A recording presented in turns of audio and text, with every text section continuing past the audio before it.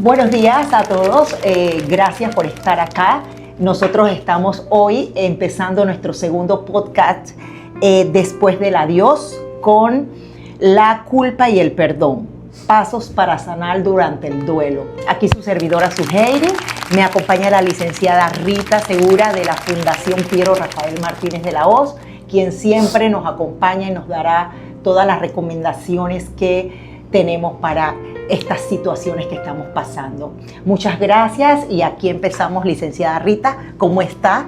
Bienvenida de parte de nosotros, del Grupo Lefebvre, de administradora de cementerio, en donde siempre tratamos de que las familias se sientan acompañadas de la mano en este proceso, en este proceso de duelo después del adiós. Y quería hacerle la primera pregunta, licenciada. ¿Cómo no? Sobre la culpa y el perdón, sobre este segundo podcast. ¿Qué es la culpa durante el duelo? Cuando nosotros hablamos de la culpa y en el proceso de duelo, buenos días antes que nada y muchas gracias por el espacio. Buenos días, licenciada. Fundación Piero Rafael Martínez de la Hoz. La culpa es una de las etapas del duelo. Nosotros en el duelo vamos a vivir varias etapas: el shock, la negación, el miedo, la culpa. Y justamente la culpa, cuando estamos transitando en este proceso, ella aparece. Una de las cosas que como profesionales nosotros indagamos, exploramos, a ver qué es lo que pasa, es que si la culpa es real, como forma parte del proceso, tenemos que explorar si es real o no lo es. Por ejemplo, vamos a citar un tipo de pérdida, una muerte por suicidio. Imaginemos que es una madre, por ejemplo. Esta mamá puede pensar y más que nada en el proceso se puede quedar a vivir incluso en esa culpa, porque desde que ese niño está en el vientre de la madre, lo que ella integra es que ella es cuidadora, que ella debe protegerlo. Entonces, la muerte siempre es dolorosa, claro. Ojo. Sin embargo, cuando se da, por ejemplo, una muerte por suicidio, esa esposa, esa madre, ese hermano puede pensar que hay una culpa, yo debí protegerlo, yo debí cuidarlo. Entonces, digamos así, nuestra parte cognitiva, nuestra forma de pensar lo que integra es: yo hubiera podido hacer algo para evitarlo. Es que no escuché, es que no leí, no interpreté algún mensaje. Exacto. Y por eso no pude evitarlo. Entonces, por ejemplo, la culpa, sobre todo en esta población, en madres que han perdido hijos, padres que han perdido hijos, una esposa pudiera quedarse a vivir allí en ese pensamiento de culpa. Y ojo, la culpa no es nada más, poniendo este ejemplo, que se la acredite a uno mismo, sino que también la culpa a veces se la acreditamos al otro. Correcto. Incluso a la persona que partió. Exacto. ¿Por qué me dejaste sola? Exacto. ¿Por qué me dejaste? Pero en realidad es nuestra parte cognitiva que trata de darle una explicación a lo que técnicamente no logra integrar. Entonces ahí es donde surge la culpa. Sí, y esa parte también de que nosotros las personas, y esta es la otra pregunta, porque suelen pensar que qué pude haber hecho, cómo pude haber evitado, por qué no lo hice, por qué no lo protegí, como usted dice, que uno siempre siente esa culpa de que esa pérdida, porque no hice más allá de lo que debía haber hecho, no me di cuenta. Esa pregunta es muy interesante, porque muchas veces nosotros, si no es la totalidad de las veces, cuando nosotros decimos lo que yo hubiera hecho, correcto, eso lo decimos desde el presente, desde tomando en cuenta ese pasado donde ocurrieron los hechos, y yo no tenía a lo mejor la información que tengo ahora. Correcto. Ya murió, ya no está, ya sucedió esto. Entonces, cuando yo juzgo o cuando yo le pongo la etiqueta de soy culpable, lo hago desde el conocimiento que tengo hoy, en el presente y no en el pasado. Si alguien, por ejemplo, dice, es que la persona no se cuidó, no iba al médico, pero en el pasado a lo mejor decía, es su responsabilidad si va o no al médico. Correcto. Dejó bajo la responsabilidad de este adulto, correcto, el no ir al médico. Entonces, si muere, esta persona dice, yo soy culpable porque no lo obligué a ir al médico. No lo acompañé. No lo acompañé. No lo obligué, como usted dice, no lo acompañé, no estuve allí. Exactamente. Entonces, ante una consecuencia, aplicamos nuevamente la etiqueta de soy culpable. Pero en realidad, y eso para todo, ojalá que sea de esa manera, nosotros juzgamos desde nuestra madurez. Correcto. Juzgamos desde nuestro presente sin tener en cuenta que cuando se daba el hecho, antes de la pérdida, mis conocimientos o mi equipaje emocional era otro. Exacto. Yo no tenía, aunque la muerte es universal, aunque a todo ser vivo es lo que nos espera, realmente nosotros en la cotidianidad no estamos pensando en la muerte. No estamos pensando que alguien sale con la bicicleta y de repente viene un carro y se da un accidente. Exacto. O sea, no. Sino que cuando se da el hecho, es que nosotros decimos entonces, es que yo no debí dejar que saliera con la bicicleta. Es que en este lugar no hay acera y conducía en la calle. Sí, pero tal vez ese aprendizaje lo vamos a obtener a raíz después de la experiencia. Lamentablemente, entonces, de la experiencia. Es así y tenemos que nosotros tener esa autocompasión con nosotros mismos y sobre todo integrar que la información del pasado no es exactamente lo que nos modela este presente, el hoy. Exacto. Eso es muy importante tenerlo presente. Por eso es que la culpa hay que primero desactivarla, no es una realidad. Yo estoy construyendo una información bajo un supuesto que antes no tenía y ahora pues ya tengo la información. Ahí hay otros elementos que pudieran activarse como los miedos, la inseguridad. Exacto. Si tengo más hijos ahora, además me vuelvo un papá sobreprotector. No quiero que vayas acá, no quiero que montes bicicleta, no quiero que se compre la moto, porque este primer hijo lo perdí con una moto. O sea, viene información que debemos nosotros hacer ese acompañamiento de forma adecuada, pero sobre todo sanando una culpa que no es real. Ese es cómo sanamos una culpa. ¿Cómo vamos nosotros los que pasamos o una pérdida? Porque realmente, como usted nos ha informado muchas veces, que la pérdida del duelo, aparte la pérdida de una pérdida, que sea, ¿cómo podemos ir poco a poco sanando esto? Para sanar el duelo en términos generales, nosotros tenemos que partir de esta premisa. Se deben cumplir las 4 tareas fundamentales del duelo, como lo son aceptar, nos dicen los teóricos. Yo además incluyo la palabra reconocer que sí pasó, correcto, sí murió, sí me divorcié, sí me despidieron del trabajo, hablando de incluyendo otras pérdidas. Pero la segunda tarea, que yo considero tal vez la más importante, es que yo me tengo que dar el permiso de expresar mi dolor. Y cada persona lo hace de manera distinta. Exacto. Cada miembro de la familia lo hace de manera diferente. Una jovencita de 15 años va a manejar el duelo distinto, correcto, a alguien de 10, a la abuelita, la mamá correcto, del hijo fallecido, la esposa, en fin, porque cada miembro de la familia perdió a alguien diferente.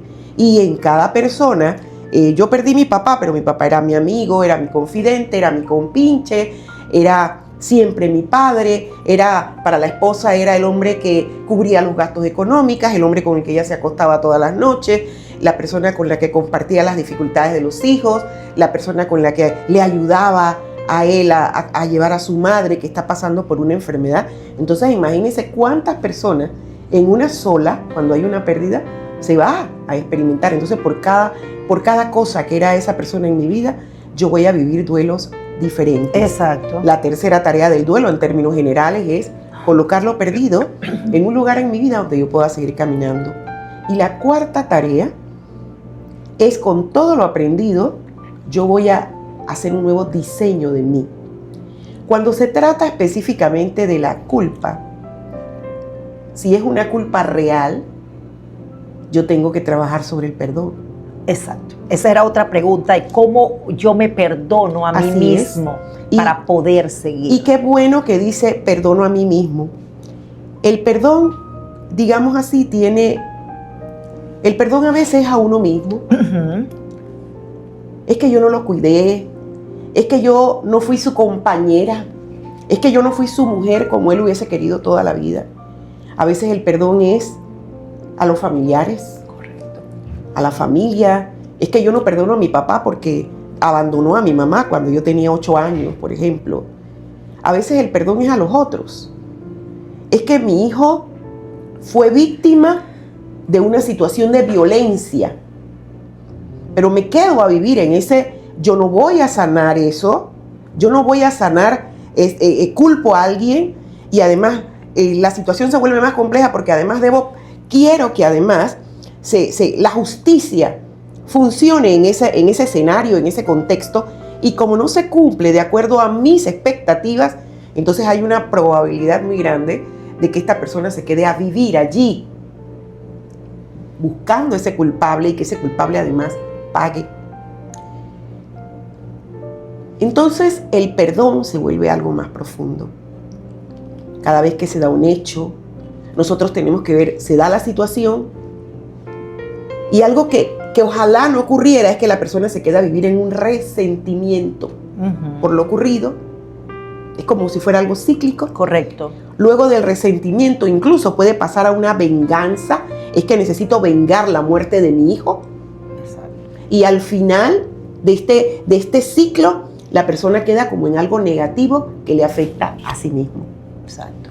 Contrario a eso, digamos así, un perdón de forma adecuada, es que se da el hecho, yo por supuesto tengo que vivir ese dolor, ese sentimiento de dolor y de impotencia y todo lo que me genera lo sucedido, me lo arrebató el cáncer. Exacto. Yo vivo eso porque decimos que en el proceso de duelo es necesario. Correcto. Expresar mi dolor. Exacto. Pero en ese tercer momento, la persona en vez de trabajar una venganza, que puede ser, incluso estoy molesta con Dios, Exacto. no quiero saber de Dios porque Dios me quitó mi hijo, Exacto. yo voy a sanar esa herida, porque esto es una herida emocional. Y finalmente yo voy a ser liberado. Porque el perdón no es otra cosa que vivir en el presente con un dolor inmenso por algo que me ocurrió en el pasado. Exacto. Entonces, tenemos que tener esa posibilidad de sanar, porque esto es una herida emocional, desde nuestro hoy. ¿Cómo estoy viviendo yo con este dolor? Y sobre todo que estamos hablando que cuando parte ese ser amado es eso, una persona que yo amo y que comprendemos. Una de las cosas que yo he aprendido trabajando estos contenidos es que el amor va más allá de la muerte. Exacto. Entonces yo te amo y es justo que en función de lo que me queda de este amor por ti, que ahora incluso ha aumentado, no es justo que yo viva en el dolor. Entonces la invitación es pasar del dolor al honor de esta vida. Ojo, el perdón no significa, por ejemplo, que yo ahora lo que voy a hacer es que voy a olvidar que se haga justicia. Exacto. Porque técnicamente es lo que procede, según las leyes de los hombres. Eso no significa que si yo perdono, si yo retiro la denuncia. Exacto. Una cosa es la justicia. Exacto. Y otra cosa es sanar a nivel personal y de qué manera esto me va a dar libertad. Nosotros en Fundación Piero tenemos una imagen cuando se trabaja el perdón, que cabe mencionar que también trabajamos en esto de la reeducación emocional. Ponemos a un pajarito en una jaula. Entonces dice que para trabajar el perdón es como abrirle la puerta a esta jaula y descubrir que el que estaba allí preso éramos nosotros. Entonces de eso se trata. No es fácil, no es rápido, pero es necesario para sanar la herida. Cuando hay culpa, primero explorar si la culpa es real. Una madre que se culpe por la muerte de un hijo cabe dentro del proceso, pero tenemos que explorar si realmente fue así. Y ojo, por ejemplo, explorar no significa, bueno, es que a lo mejor la mamá dejó al niño en una cama y el niño rodó, cayó y pasó lo inevitable, lo que no queríamos. Sin embargo, estamos hablando de alguien que eso era lo que tenía, esa cama. No había otra condición para proteger al niño, digamos así técnicamente, y eso fue un accidente. Sin embargo, no fue lo deseado. Entonces necesitamos trabajar sobre una realidad porque en ese momento se creía que ahí estaba protegido. Exacto. Era el pensamiento, era mi contenido en ese momento. Exacto. Sucede lo inevitable, entonces quedamos a vivir con la culpa y es necesario, sobre todo con el tema de los papás, que sanemos algo y que exploremos y vamos a descubrir que la culpa no es real, que forma parte del proceso, pero que también estamos llamados a sanar por amor a ese hijo. A sanar por amor y para lograr nuestra paz. Así es. Es el puente realmente, el amor. Exacto. Lo que nos ayuda a sanar. Exacto. Acá hacíamos otra pregunta. ¿Cómo podemos reconocer cuando la culpa es parte del proceso de duelo o cuando comienza a afectar el bienestar emocional de nosotros o de cada persona que está sucediendo? Pasa que yo tengo una fórmula. Uh-huh. Todo lo que es en exceso es malo. Exacto. Dijimos que en el proceso de duelo Tiene se que hace haber necesario una balanza. expresar. Y eventualmente la persona puede expresar, puede manifestar que, oye, yo me siento en parte culpable por esto. Exacto. Y eso lo hace de forma intermitente. Correcto. En algún momento lo menciona. Exacto. Pero si por el contrario vemos que esta persona, eso se convierte como en una obsesión al Correcto. punto que se paraliza, Exacto. o sea, se prolonga, nosotros definimos, el duelo de hecho es normal, cada vez que se diga, el duelo es cuando tenemos una pérdida significativa, vivimos este proceso de duelo que es como una montaña rusa, eso es normal. Sin embargo, si alguno de los síntomas Exacto. se mantiene en el tiempo de forma prolongada, decimos nosotros que de normal este duelo pasa a ser complicado, como en algún otro contenido. O obsesivos. Ese duelo, es decir, no es normal. No es normal. Entonces, si vemos que esa culpa, por ejemplo, en vez de ser intermitente, se vuelve una constante en la vida de este doliente, definitivamente que ya no es lo adecuado y necesita ese apoyo, diría yo, mi recomendación sería de un profesional, sobre todo que tenga conocimiento en el proceso de duelo. Eso sería la recomendación. ¿Por qué? Porque la culpa se va a dar, ya sabemos. Pero si esa culpa, en vez de ser intermitente, en algo, que la persona pueda manejar, vemos que es permanente, constante, obsesivo y es más, está paralizada en ese punto del proceso. Exacto. Entonces se hace necesario buscar una ayuda y sobre todo a nivel profesional. ¿Cómo yo puedo ayudar a mi ser querido, a mi amigo, a mi compañero, a la persona a la cual está pasando un suceso, una pérdida? Aquí la fórmula es ser empático, pero esa empatía va más allá de lo que a veces la gente dice como si fuera una etiqueta que pegamos. Exacto. Y decimos, es que ser empático es ponerse en el zapato del otro. Eso es un poco más allá. Exacto. Es ponerse en el zapato del otro. Yo le digo a las personas, es intentar sentir lo que siente el otro. Correcto.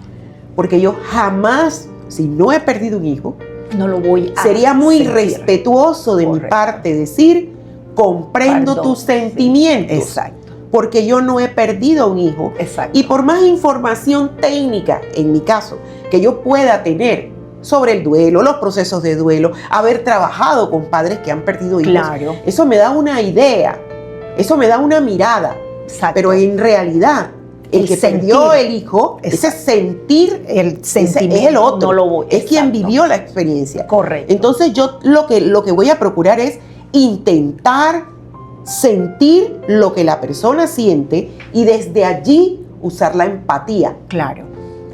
Escucha activa. Yo estoy muy consciente de que hay muchos, por ejemplo, familiares que quieran ayudar, apoyar, okay. Pero lo hacen cada uno con su receta. Okay. Y tenemos que aprender a escuchar para ayudar de forma adecuada. Para terminar, licenciada, y muchas gracias por todos sus consejos, porque de verdad que nos ayudan. ¿Qué podemos recomendarle a las personas? ¿Qué usted le recomienda a todas esas personas que están pasando por esta situación? Primero que nada, que se permitan vivir el dolor. A veces los pacientes me preguntan cuánto tiempo me va a durar. Exacto. Y yo le digo, ¿cuánto tiempo amo a esa persona? Claro. Del mismo tamaño que es el dolor, va a ser el amor. El amor. Y tenemos que tener esa autocompasión con nosotros mismos. Escucharnos, permitirnos escuchar y cuando vemos que algún síntoma se prolonga, buscar ayuda profesional. Muchas gracias, licenciada. Le voy a dar un mensaje de cierre para nuestros podcasts. Dice, la culpa puede formar parte del duelo, pero no tiene que convertirse en una carga permanente. El camino hacia el perdón implica comprenderse, permitirse sentir y aprender a recordar desde el amor, como usted nos dice, no únicamente desde el dolor, porque así tan como amamos, así vamos a sentir el dolor, pero creo que cada día, con la ayuda de profesionales como usted y como familiares, amigos, que podamos seguir en ese camino hacia adelante. Y realmente acá nosotros queremos también invitar a todas las familias. Los domingos aquí en Jardín de Paz, en la Capilla de los Niños, hacemos nuestras misas dominicales a las 9 de la mañana, en donde los familiares pueden venir y en familia venir hacia visitar a su ser querido y acompañarlo en la oración y en familia. Así que estén con las redes sociales nuestras, siempre tratamos de hacer, hacer todo tipo de actividades. Ahora en septiembre viene lo de la tierra, lo del mundo, realmente para que podamos entonces siempre estar de la mano, ¿no? Y muchas gracias a usted de la Fundación Piero Rafael, que siempre nos acompaña, licenciada Rita, Bueno, y por todos sus consejos. A sus órdenes. Gracias. Gracias a ustedes.